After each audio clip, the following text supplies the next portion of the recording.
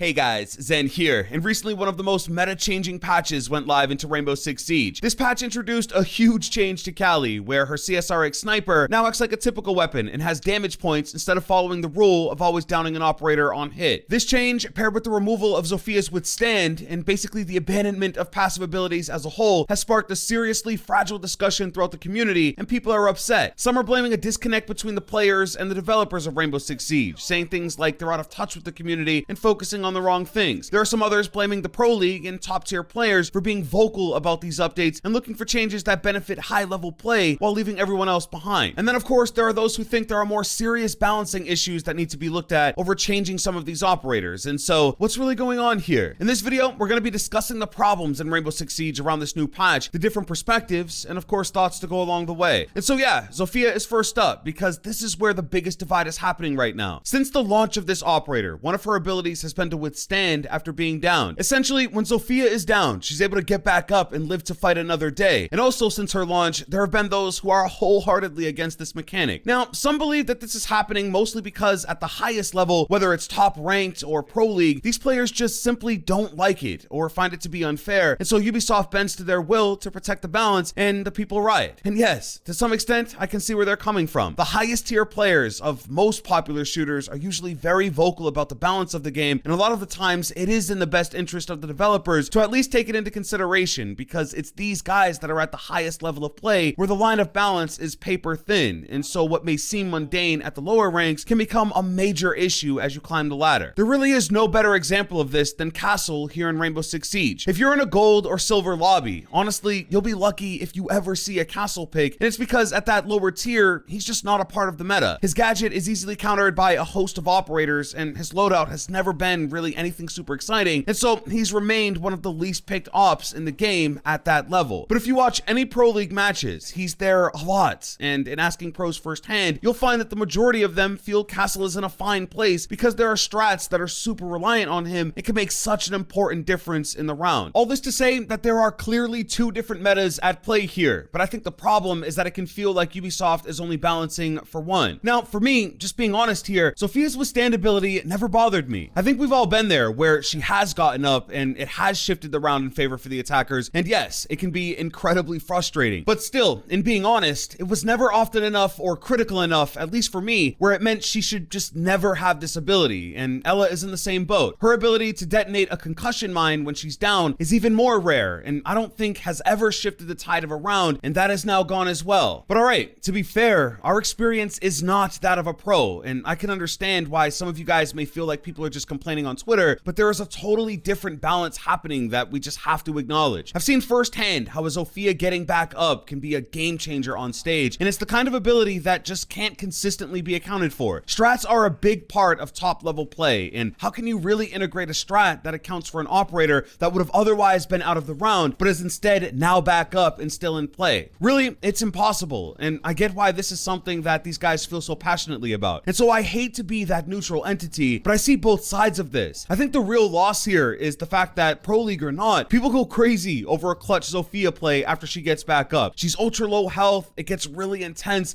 and if she actually makes a difference, it makes for some of the most exciting plays ever done in Siege. Next up was the update to Callie, and even now, the question has been, was this even a buff to Callie, or is it truly a nerf? Now, I don't usually puff my chest out too much, but I am a hardcore Callie player, and what you guys are seeing in the background is footage of the new patch. I've spent hours with this new version of her, and I have some thoughts, and we're probably going to drift off into rant territory, so brace up. First, I want to openly admit that there is a part of this that most definitely is a nerf. Against 3 armors, there's just no other way to put it. Callie absolutely has to down them every single time like she did in the past. A few times I've been able to get shots off on the other operators and get the picks needed, but then a 3 armor enters chat and puts an end to it, even if they were hit. It creates this strange inconsistency that just doesn't work or make any sense during an actual gameplay session, and it's taken some time, but I think I've realized why Ubisoft did this. So no matter what, it's a 2-shot kill. If you hit a 2-speed and down them, then yeah, it still requires another shot to finish them off. With a 3 armor, it's the exact same thing. 1 shot to critically damage and 1 more to finish off. And in this case, you just skip the down phase. I could imagine that's the only feasible reason why they decided that this was the way for Callie moving forward. But in that situation, when you have to land that next shot,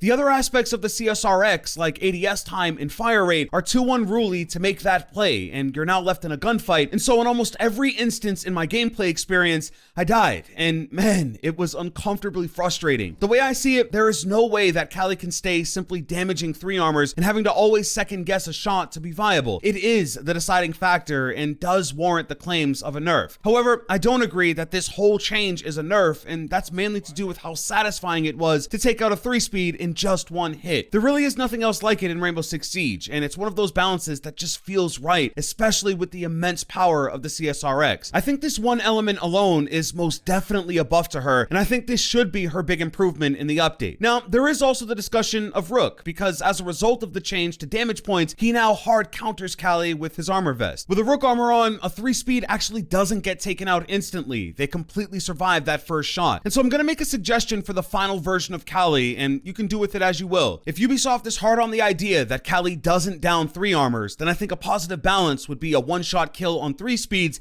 and 1 shot down on 2 and 1 speeds. Then when you add Rook armor, it's 1 shot down on 3 and 2 speeds and to critically damage a 1 speed. Rook is the hard counter now, and I think it makes sense that it stays that way, but to make him an important pick when you do notice a Callie, I think his vest should be required for the kind of benefits some operators are getting without him there. With this kind of adjustment, Callie has an operator to fear that makes a difference for the entire defensive team, and if he's not there or banned for whatever reason, it makes her a constant threat and an operator that shouldn't be challenged like she is now. One major issue I noticed while digging into this update was the fact that I always focused on what operator I was actually shooting instead of just pulling the trigger, and it makes for this game of not wanting to take aim at a target you know you won't down simply because you know you won't survive it. It wears you down mentally, and previously it was so easy to just know that with a clean hit was a guaranteed down on anything, and that ease of use was perfect for Callie. To wrap it up for her, things are just too complex for this operator now. You think too much about every shot, you fear aiming at the big guys, but also deleting 3 speeds off the map is addicting and exciting, and so there is this weird tug of war of exactly where this needs to go. I think something should be said about the fact that Rook is kind of useless as a counter in this current state outside of 3 speeds, because it just causes the same effect otherwise. With what I've mentioned here, there would be a viable reason to bring him against a talented Callie with some small adjustments, and if not, I do think Callie is kind of doomed. But one thing I know for sure is that those bandits, Malusis, and Vigils that got cracked after this definitely were not calling this change a nerf. They went from full health to vapor in a trigger pull, and I know it wasn't fun for them, which is really a huge upgrade here. Now, the last bit for this video is to have that discussion of whether or not the balance is too heavily catered to pros. I'm a Plat 2, Plat 1 player, and so I get it if you don't respect my opinion if you exceed that. But personally, I do see balance favoring the top tier in a way that can feel like abandoning the rest of the player pool, but I also realize that there is next to nothing that can be done about it. Unless the Pro League has a meta in a league of its own, the devs really have no choice but to balance based on how things are playing out up there, because it affects them more heavily than it does as you look to lower levels of play. For instance, Goyo has always been a middle-of-the-road operator in ranked, even all the way up to champ, but in Pro League, he was a monster, and when they nerfed him and he lost a shield, they even said the target was exclusively Pro League. So in that situation, what do? Rainbow Six Siege is one meta ultimately, so what are the options? You recognize that he's underperforming in ranked and leave him alone, but in the Pro League, he's too oppressive, or you tone him back for the sake of the league and he's pushed further down in ranked. And so that's just one example and one operator, but almost every element of the game is judged on that scale, and it's a tricky balance. The fact is, the way you feel about certain changes after months or years of the same thing is exactly how the top level of play feels during that time where us ranked players think everything is all good. I've always had the idea of making Pro League its own game mode with specific rules and guidelines that take things to that next level above ranked, even more so than it is now,